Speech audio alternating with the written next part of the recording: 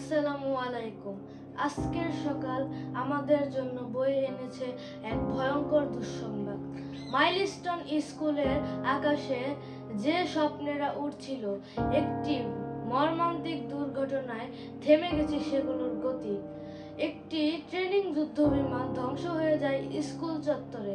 অনেক শিক্ষার্থী আহত, অনেকেই আবার চলে গেছে না ফেরার দেশে। শিশুদের কান্না, অভিভাবকের আহাজারি। এই দৃশ্য কোনো মা বাবা কল্পনাতেও দেখতে চান না। এই ক্ষত কোনো শুধু একটি এলাকার নয়, এটি পুরো জাতির বুকে দাগ কেটে গেছে।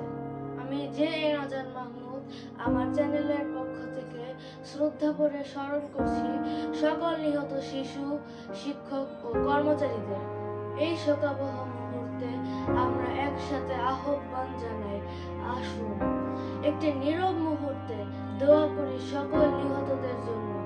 আল্লাহ তাদের আত্মাকে শান্তি দিন এবং সকল আহতদের আল্লাহ যেন আরো দ্রুত শেফা দান করেন।